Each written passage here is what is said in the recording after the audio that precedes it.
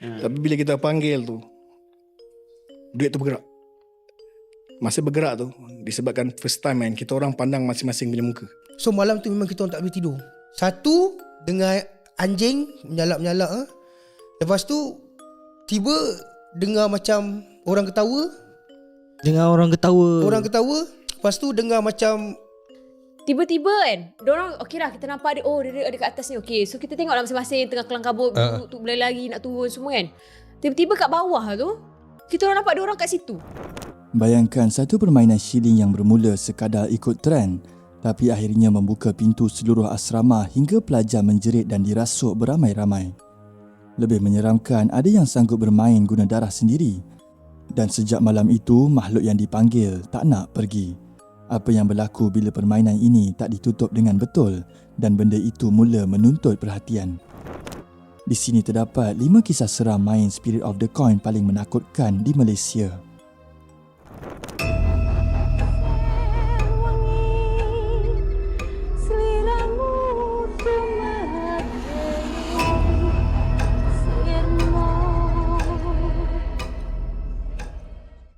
Nombor 5. Permainan pejabat yang memanggil roh. Menerusi YouTube Safwan Nazri Podcast, Faizal Rozi telah menceritakan pengalaman kisah seram yang dia alami ketika bekerja di sebuah bangunan pejabat lama di Johor.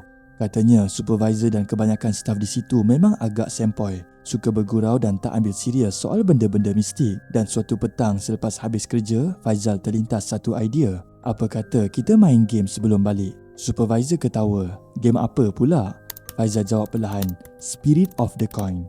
Walaupun ada yang bantah, akhirnya 7 orang volunteer di mana 4 lelaki dan 3 perempuan bersetuju. Permainan dibuat di pejabat di tingkat 5. Suasana sunyi dan lampu malap. Papan hanya guna kertas, huruf A sampai Z, nombor dan perkataan home di tengah. Sebelum mula, setiap pemain perlu cocok jari dan setiap setitik darah akan diletakkan pada shilling 5 sen. Mereka pegang shilling bersama-sama sambil menyebut, Spirit of the Coin, come and play with me. Malam kedua, shilling itu bergerak sendiri. Kau gerak ke? Bukan aku, sumpah. Bila ditanya siapa yang datang, huruf mula dieja dengan sendiri. Tapi bila kita panggil tu, duit tu bergerak. Masa bergerak tu disebabkan first time kan, kita orang pandang masing-masing punya muka. India, kemalangan, depan bangunan. Hari lain pula, roh kanak-kanak muncul. Satu perkataan sahaja tertera, leukemia.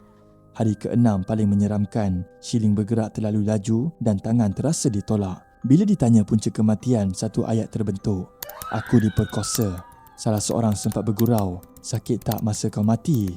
Tiba-tiba shilling berpusing dengan sangat laju. Semua akan mati.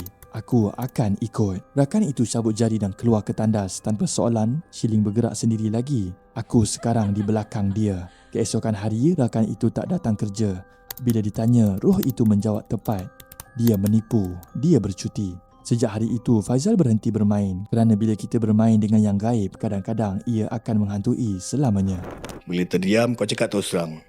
Sebab menipu, cuti sakit perut, ada salah. Jadi dia terpaksa mengaku lah. Betul bang, memang saya minta maaf, saya terpaksa beli MC. Nombor 4. Shilling itu bergerak sendiri. Menurut video TikTok Santai Chill, satu petang sekumpulan kawan ini buat keputusan untuk bermain permainan terlarang Spirit of the Coin. Papan permainan mereka cuma guna cardboard, dilukis huruf A sampai Z, nombor serta perkataan yes dan no. Pada mulanya mereka guna shilling biasa dan tak bergerak langsung. Kemudian salah seorang rakan tiba-tiba bersuara, cuba cari shilling lain. Tak lama selepas itu, seorang daripada mereka jumpa shilling lama China. Bila permainan dimulakan semula, shilling itu terus bergerak. Mula-mula mereka sangka kawan sendiri yang menolak, sehingga satu soalan ditanya, kalau betul kau dah masuk dalam shilling ni, pergi dekat yes. Shilling itu bergerak sendiri ke yes dan suasana terus senyap. kalau betul kau dah masuk dalam shilling ni, kau pergi dekat yes. Dia bergerak bib, pergi dekat yes. Dia bergerak bib, pergi dekat yes. Tapi tu macam dah dalam hati kan, oh ini rupa. Siapa nama kau? Shilling bergerak satu huruf ke satu huruf. Rakannya yang standby menulis terus terhenti. Minah. Mereka saling berpandangan. Dengan suara perlahan, soalan seterusnya ditanya, kau mati sebab apa? Shilling bergerak dan jawapan yang diberi buat semua kaku. dibunuh dan dirogol. Seorang terus bersuara ketakutan. Okey, aku dah tak nak main. Boleh tak kau balik? Tiada gerakan. Mereka ulang soalan. Tiba-tiba Shilin bergerak ke no. Mereka mula merayu. Kita orang penat. Kita minta maaf sebab panggil kau tolong balik. Shilin kemudian bergerak ke yes. Okey, dalam kiraan 3, jangan bergerak. Baru kira 2, Shilin terus bergerak ke no. Kemudian mereka panik. Jari terasa melekat. Tak boleh diangkat. Akhirnya, Papan dan Shilin disorok bawah tikar mengkuang. Seorang rakan pergi basuh muka. Tak lama kemudian dia menjerit. Aku nampak sesuatu dekat kain tu. Macam tubuh perempuan. Rambut panjang. Semua berdiri kaku di penjuru rumah. Tiba-tiba 3 ekor anjing menyalak serentak menghadap ke rumah mereka. Dalam ketakutan mereka cuba main sekali lagi. Tadi antara selang kain ni, dia nampak lah macam bentuk badan perempuan rambut panjang. Oh. Dia antara kain tu. Tiba-tiba seorang rakan rebah. Dahinya jatuh tepat ke atas Shilin. Bila dia bangun, suaranya berubah. Kenapa kau panggil aku? Aku tak boleh masuk Shilin, jadi aku masuk badan dia. Mereka tanya umur. 300 tahun. Aku yang pertama ada di sini. Barulah mereka teringat sebelum jadi asrama, kawasan itu pernah jadi penempatan orang asli. Makhluk itu minta air kopi panas. Bila diminum, dia tenang berkata, aku boleh minum panas. Yang sakit jasad ni bukan aku. Akhirnya mereka merayu. Tok, kami minta maaf. Tolong lepaskan kawan kami. Makhluk itu setuju dengan satu pesanan. Jangan kacau perkampungan dekat situ. Dan rakan mereka yang rebah tadi telah bangun, tarik nafas panjang dan kembali normal. Malam itu mereka tak tidur langsung. Kedengaran anjing menyalak dan ada bunyi ketawa. Tak lama selepas itu terdengar satu suara memanggil nama mereka satu persatu. Sehingga azan subuh berkumandang, barulah mereka turun beramai-ramai ke surau. Dan sejak malam itu Spirit of the Coin tak pernah disentuh lagi. So malam tu memang kita orang tak boleh tidur. Satu, dengar anjing menyalak-menyalak. Lepas tu tiba dengar macam orang ketawa. Dengar orang ketawa. Orang ketawa. Lepas tu dengar macam Nombor 3. Kuntilanak menunggu di tepi kemah. Menerusi video TikTok Abang Terpaling Kopi, seseorang telah menceritakan pengalaman seram yang dia alami ketika mendaki Gunung Nuang, Selangor. Satu pengalaman yang sampai hari ini masih menghantui fikirannya. Menurutnya, malam itu mereka bertiga berkemah di satu kawasan sunyi. Seekor anjing yang sejak awal menemani mereka tidur betul-betul di hadapan kemah. Biasanya anjing itu jinak dan tenang, tetapi malam tersebut suasana berubah. Tiba-tiba anjing itu bangun dan menyalak kuat berulang kali tanpa henti. Kenapa anjing ni bising tengah malam? Soal salah seorang daripada mereka. Kawan seorang lagi yang sedikit berilmu terus berbisik dengan nada cemas. Dia bukan menyalak kosong, dia sedang halang sesuatu. Ketika itu, tanpa mereka sedari, kuntilanak sedang berdiri di tepi kemah memerhati mereka dalam diam. Bukan menyerang, bukan menjerit, cuma menunggu. Anjing itulah satu-satunya penghalang antara mereka dan makhluk itu. Pagi keesokan harinya, sewaktu mereka mengemas barang untuk turun, salah seorang tiba-tiba rebah dan pengsan, badannya lemah.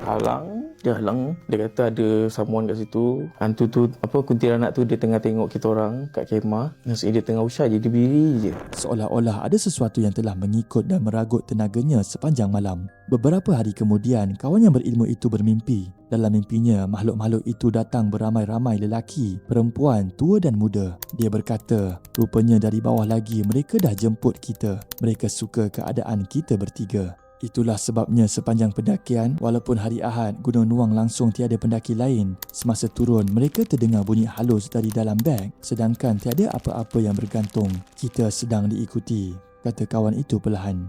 Akhirnya dia berhenti dan berkata tegas ke arah hutan. Cukup, jangan ikut kami balik.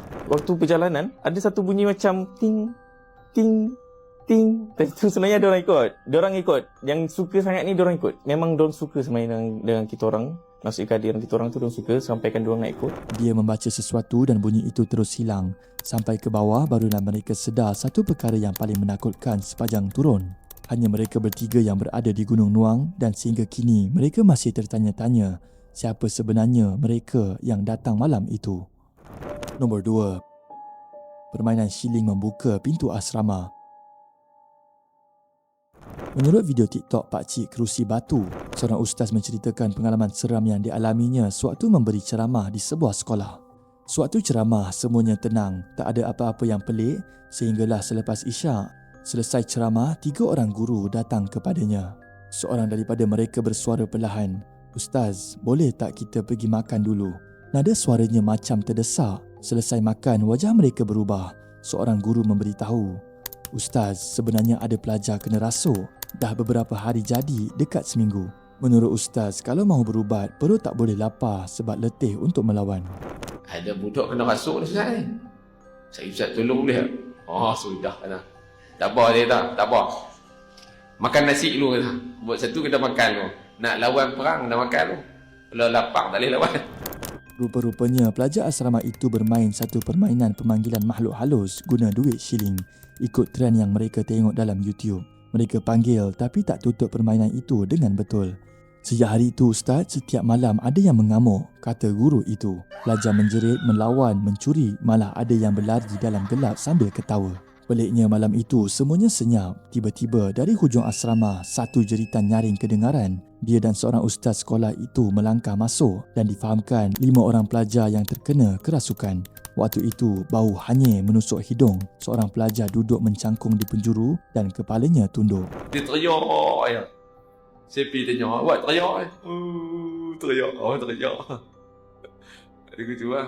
Di Sebik lah masa tu ada seorang sahabat kak. Ustaz sekolah tu dia pun pandai kak. Jadi kami 2 orang lah. Sebab yang kena tu 5 orang.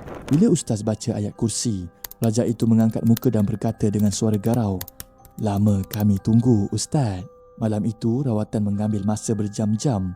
Peluh membasahi baju dan tenaga terasa disedut habis. Dan sejak kejadian itu, ustaz sentiasa pesan, jangan main-main dengan benda yang kita tak nampak. Nombor 1. Spirit of Coin berdarah di asrama perempuan. Menerusi video TikTok Mambang Kuning, Ellie berkongsikan pengalaman seram yang berlaku di sekolahnya, di mana satu kejadian yang sampai hari ini masih buat dia meremang bila teringat. Katanya semuanya bermula di asrama perempuan dalam satu blok yang sama. 2 kumpulan pelajar dari batch yang sama bermain Spirit of the Coin, tingkat berbeza dan bilik berbeza. Ada 2 group student yang main Spirit of Coin. Dekat situ? Ya. Dekat sekolah tu? Ya. Satu kumpulan guna dakwat pen merah, satu lagi guna darah sendiri. Seorang kawan baik Ellie yang berada dalam kumpulan dakwat pen akhirnya mengaku, "Ellie, benda tu bergerak sendiri, tak ada siapa sentuh." Ellie hanya mampu diam. Shilling itu bergerak dari satu huruf ke satu huruf, menjawab soalan yang ditanya. Dan sejak malam itu, suasana asrama berubah. Pelajar mula kerasukan, seorang demi seorang berjangkit.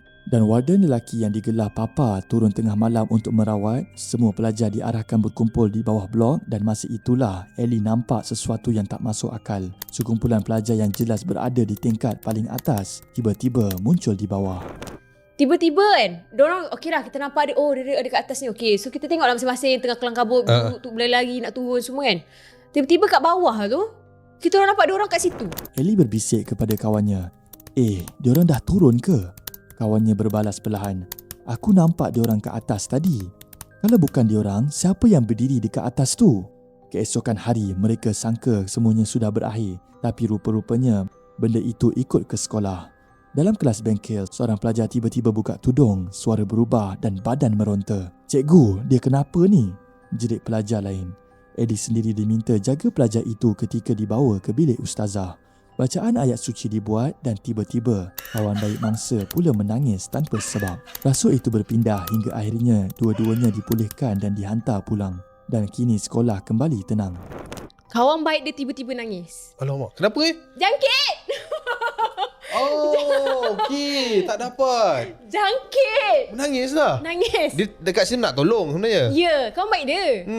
Tapi Ellie tahu satu perkara, bila sesuatu dipanggil dengan niat main-main, ia takkan pergi dengan mudah. Daripada pejabat lama, asrama sekolah sehinggalah ke puncak gunung. Semua kisah ini berkongsi satu persamaan, manusia yang mencabar sesuatu yang mereka tak faham. Permainan bermula dengan niat bergurau, ingin tahu, ikut trend tetapi berakhir dengan gangguan kerasukan dan trauma yang tak hilang walaupun permainan dihentikan. Bila sesuatu dipanggil dengan niat main-main, ia datang dengan niat sendiri. Jom komen kalau sekadar bermain sudah cukup untuk membuka pintu. Jom komen pengalaman anda sekiranya pernah bermain Spirit of the Coin. Komen juga idea video seterusnya.